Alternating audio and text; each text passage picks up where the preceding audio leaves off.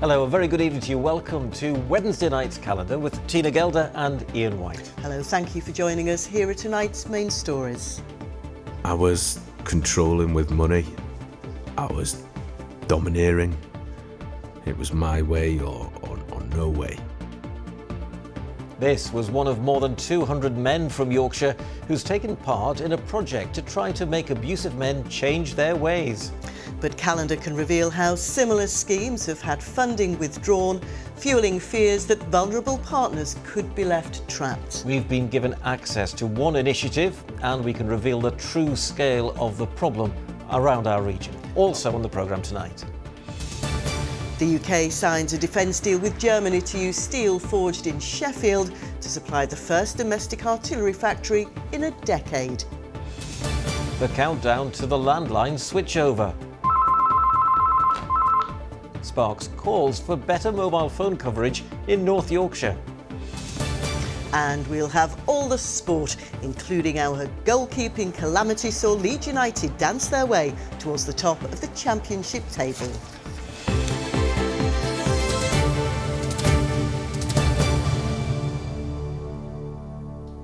Well, first tonight, more than 90% of domestic abuse survivors who wanted their abuser to get help to change their ways have not been able to access the support needed. And exclusive data we've obtained shows local authority funding for such schemes and other domestic abuse services is actually falling in parts of Yorkshire.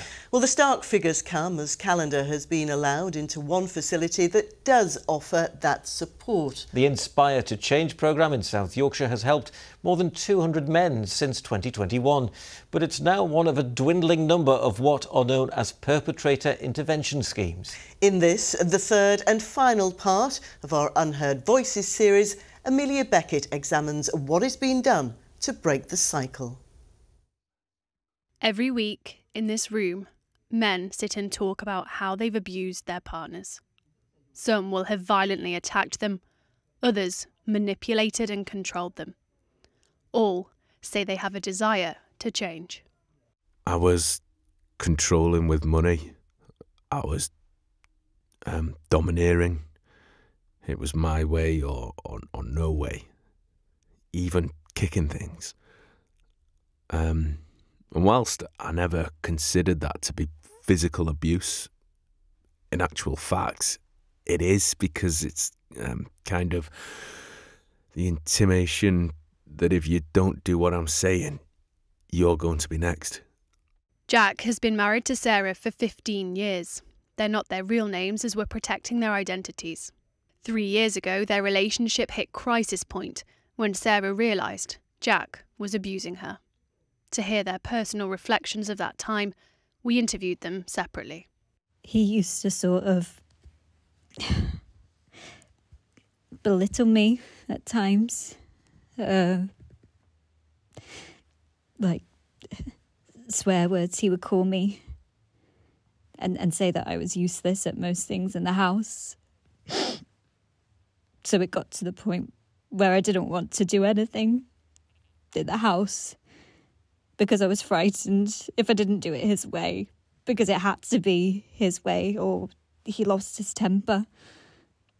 It wasn't until I went for counselling for something else, bereavement, that I opened up about certain things my husband did. And she said, I'm not saying you're in an abusive relationship, but... And then as soon as she said that, I thought, yes, I am. So Sarah told Jack if he didn't seek help for his behaviour, she was going to leave. It was then he found the Inspire to Change programme led by the charity Cranston, a 6-month programme to help abusers unpick behaviour and break the cycle of abuse. They're just so simple, some of the things that they teach and show you, but they're things I think many men would just miss in their normal everyday life. Why do you think you didn't recognise that what you were doing was abusive? There's no real reason why I didn't recognise it. I can't answer that. All I can say is society's got a certain image of a man, and this is handed down generation after generation. And we've got to look at how, as a society, generally, we teach young men. That is central to perpetrator intervention schemes, and for those who run them, the belief they are essential in helping tackle domestic abuse. If we're not looking at the person that's doing the behaviour, taking the accountability and responsibility for their behaviour, then how can things change? A lot of the individuals that we get on the groups are not just partners, but they're also parents. So if they start to address and tackle their own and change their own behaviour, the hope is that their children then see that, and that then breaks that cycle of sort of inherited attitudes and beliefs that gets passed down generation after generation. But funding for sessions like these can be a postcode lottery. Here in Rotherham, they're supported by both the local and combined authorities. But over in Huddersfield, a similar course has been suspended because all funding from Kirklees Council has been cut. I sent Freedom of Information requests to all local authorities in Yorkshire and Lincolnshire to ask about their domestic abuse budgets. The results are hugely varied. In Calderdale, they increased their budget by 52% between 2022 and 2024, and in Lincolnshire, it went up by 37% in the same period. But at the other end of the scale, North Yorkshire's budget stayed exactly the same, and in Kirklees, they cut it by 24%. Kirklees Council says its overall budget has not been reduced due to other sources of funding. But for Noreen and Erica, who work for the largest domestic abuse charity in Yorkshire, they say demand for their services has doubled in the last 5 years, but funding is on a knife edge. We're in a position that some additional funding that's been given throughout the sector is due to end at the end of March 2025. The impact that will have is absolutely massive. We might be looking at reducing our staffing, which will impact the support we can provide, which will be detrimental to the safety of our survivors. We're hoping we get an extension on that funding, but at this moment we are at those crossroads where we don't know what the future looks like in terms of funding. But why is demand increasing so much? Criminologist Dr. Sam Lewis leads a team at the University of Leeds which researches violence against women and girls.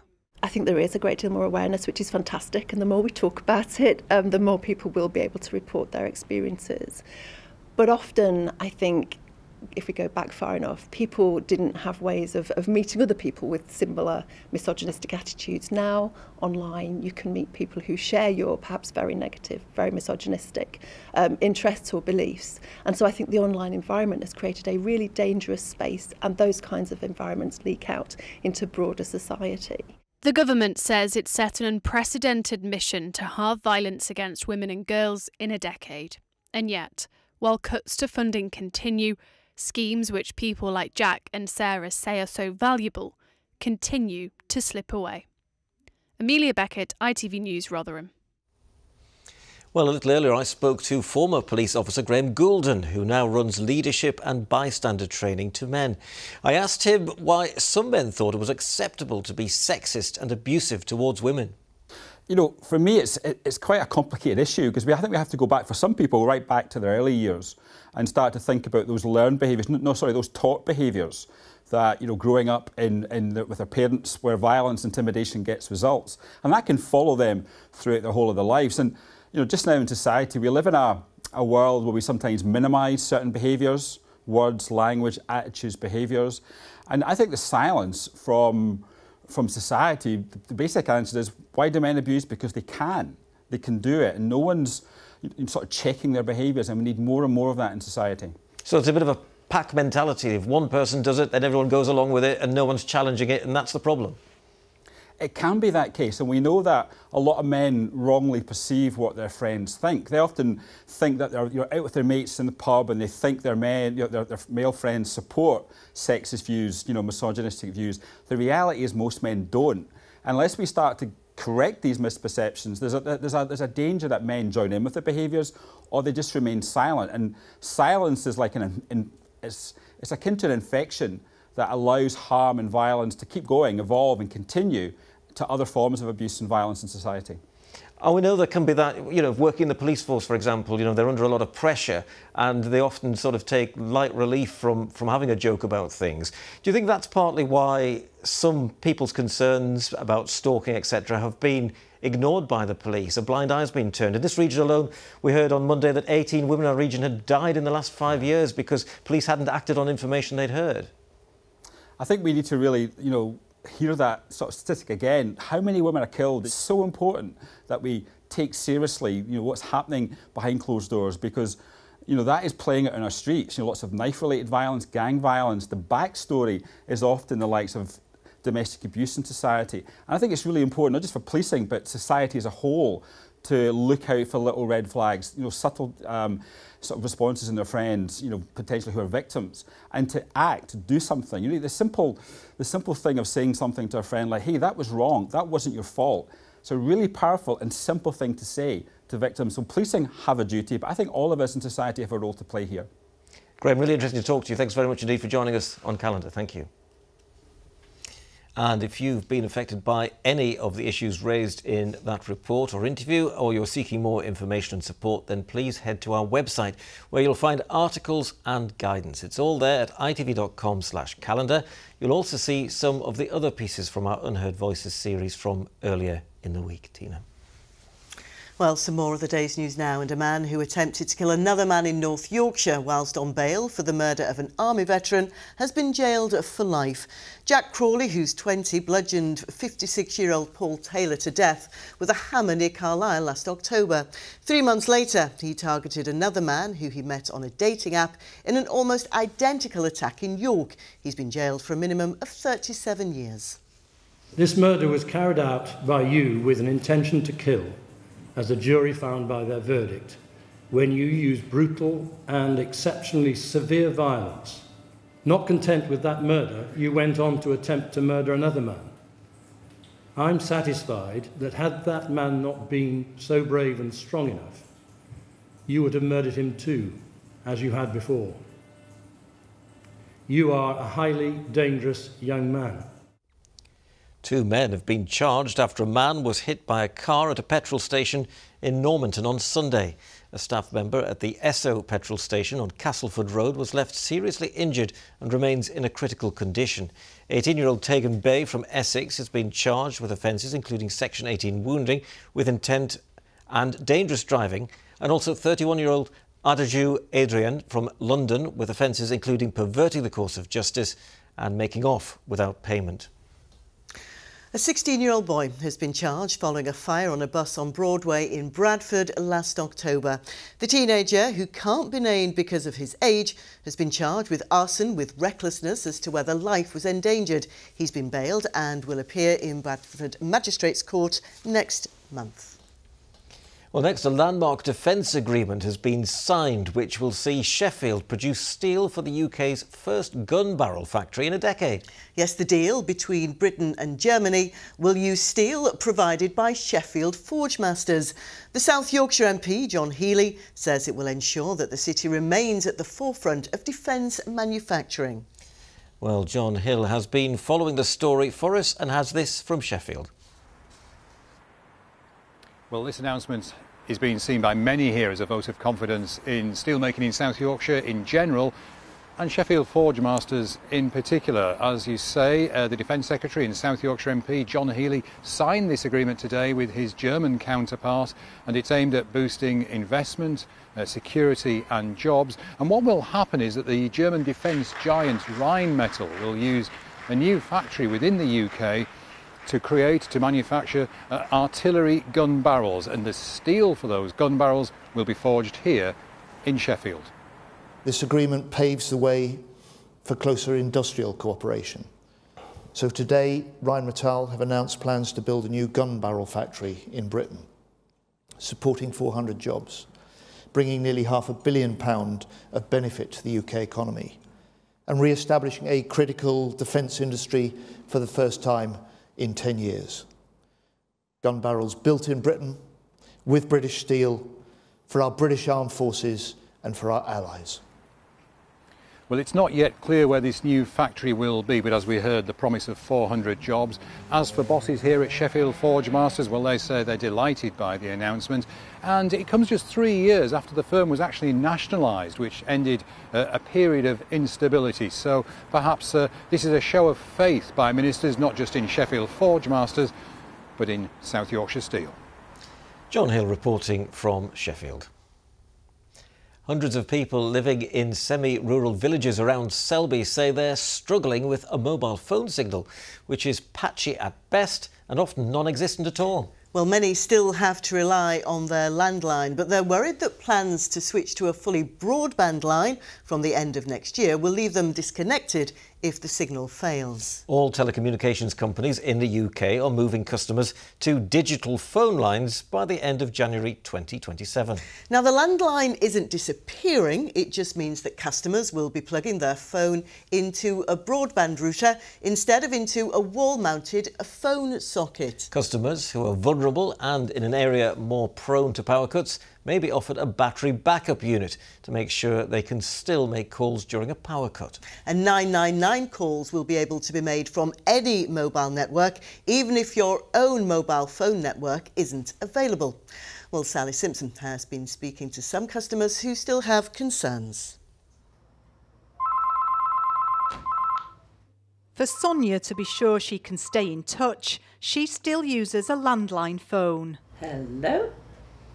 Yeah, yes, how are you? She lives in Burn, a small village between Selby and Doncaster, where the only thing that's consistent about her mobile phone signal is its inconsistency. There are gaps in the coverage around here, even though we're flat, and we're not really out in the sticks. I mean, we're just south of Selby. But if there are power cuts and things like that, we just have real problem. The broadband goes off, the mobile signal is fairly poor, if not non-existent, and basically you have to go outside to get a phone call if you can, and when that's the middle of winter and it's raining, it's not really very conducive, so it's a concern. Adding to their concerns is the plan to switch landlines from an analogue connection to broadband by January 2027. Villagers here have got together to press for a better service.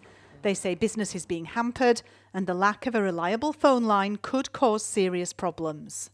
I think it could be catastrophic. There's a lot of people that, like I say, don't have mobile phones, can't get out, don't drive, so they would be isolated at home and really struggle to get to local services. And we've got a lovely village here in Burn and we've got a fantastic pub, but that's about it. We don't have shops or anything like that, so villagers would really struggle. If there's no Wi-Fi, then it's a case of wandering out down the road and into the fields to try and find a signal from somewhere. If you walk out onto the fields at the back, you can get a very good signal, but strangely in the village itself, there's almost next to nothing. It's this inconsistency the area's MP wants to see ironed out. If you need to call into that crucial meeting, if you need to call a loved one in a crisis and you can't get through, that is massively disruptive to your life. So a big part of what I've been doing is making the case to the phone companies that they need to get past what is often a blanket description of how service actually is and get down to the lived reality of what my constituents are facing, which too often is a poor signal which isn't good enough. The trade association representing 3, EE, O2 and Vodafone said mobile operators are investing £2 billion annually to enhance and extend mobile coverage across the country.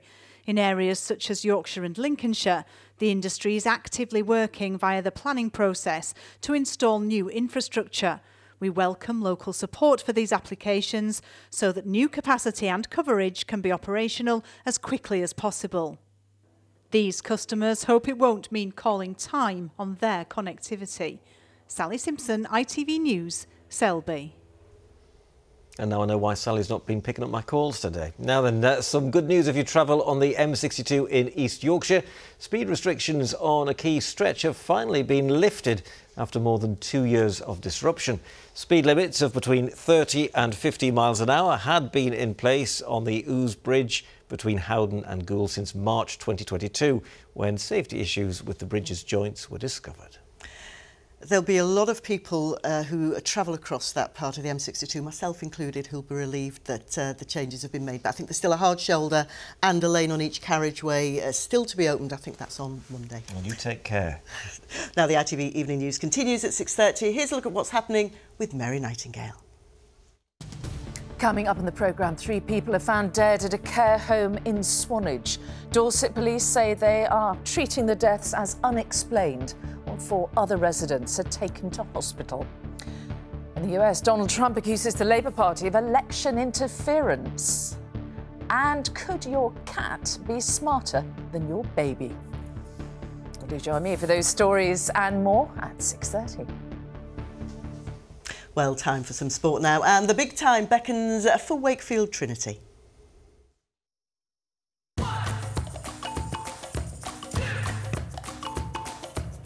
Xero Accounting Software sponsors ITV Regional Sports Report. Well, Wakefield Trinity have been promoted back to Rugby League's top division, the Super League, but not solely by winning matches. Yeah, it's a little bit complicated. So to explain more, we're joined in our studio by sports correspondent Chris Dawkes. I mean, Chris, we were talking about this morning, but what exactly has happened today? Yeah, not especially what's happened today, Tina. It's what's been happening over the past 18 months or so in Rugby League. Now, it was decided last April that promotion and relegation between the Super League and the Championship, the league below Super League, would be scrapped. Instead, all clubs would be judged on a series of criteria proposed by the league's strategic partner, that's IMG. Now, those criteria are fandom, on-field performance, finance, stadium and community. It's a bit like a school report with a final grade at the end of it. And here are the final placings, if we can see them. The Leeds Rhinos were our highest ranked team in 3rd. Wakefield came 8th, Castleford 9th and Huddersfield 11th. So Leeds, Castleford and Huddersfield make the top 12 and therefore retain their Super League status. Whereas after a season in the Championship, where they did actually win the league and the grand final, Wakefield are promoted. So celebrations for the club and its owner, Matt Ellis, on what is the first anniversary of him taking charge. A year today, you come in and you're not never run a rugby club before, and you just come in with enthusiasm and ambition to do it, and then we just hit the ground running. Get some positivity back in the club, and a year down the line, we're sat as a Grade A club and going back into Super League, and I think that's where this club belongs.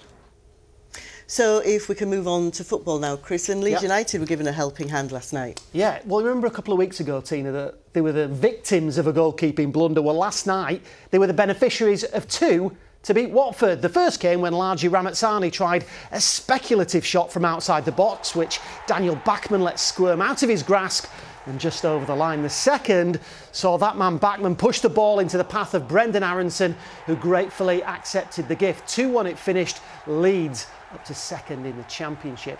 And Sheffield Wednesday drew 0-0 with Swansea, but were grateful to goalkeeper James Beadle for pulling off this incredible fingertip save. Meanwhile, in League One, Mansfield bounced back from defeat at the weekend to beat Wigan, thanks to a couple of fine finishes, the first from Will Evans. And then after Wigan had equalised, Keanu Bacchus fired through a crowd of bodies for his first Stags goal. Now, former Mansfield man Davis Keeler-Dunn put Barnsley ahead at Oakwell, but Charlton turned the game on its head to lead in injury time before Max Waters made it 2 apiece in the 5th minute of stoppage time. Rotherham were beaten 1-0 at Leyton Orient and Huddersfield drew 0-0 at Wrexham. OK, in League Two, Neil Burns scored for the 2nd game running as Bradford drew 1-1 at Cheltenham. But it's 6 goals in 5 games now for Chesterfield's Will Grigg as they too drew 1-1 with Colchester. Doncaster and Harrogate both lost 1-0 at home to Bromley and Port Vale respectively. And Sheffield United in Championship action tonight up in Middlesbrough. Thank you very much, Chris. You're welcome.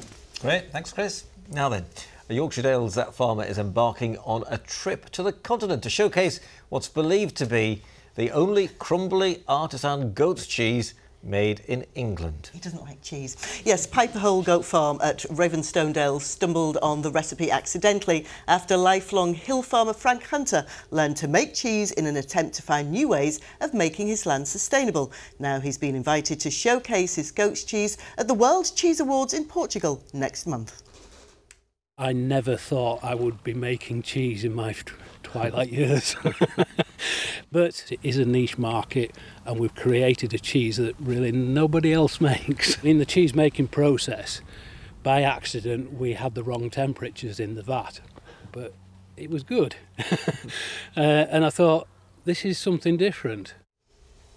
Well, I'm sure it's very nice if you do like cheese, and you're right, I don't like cheese. I don't know why I don't like it. I'm probably the only person in the world who doesn't like it. I just don't get it. Well, I'm sorry. There's so many different types of cheese. I know. When I say I don't like cheese, people say, oh, but you must like this, or you must like that, or you must like that. I think, no, I don't. I don't like cheese. Oh, it's a strange man. You're a strange boy. I'm a strange one. I have to be to work here, don't I? And you can find out more about Frank's story and the extraordinary efforts he and other Dales farmers are going to thrive on our streaming service ITVX. Just go to itvx.com and then you can look for categories and then news, and then you can find the regional page, choose calendar, and hey presto.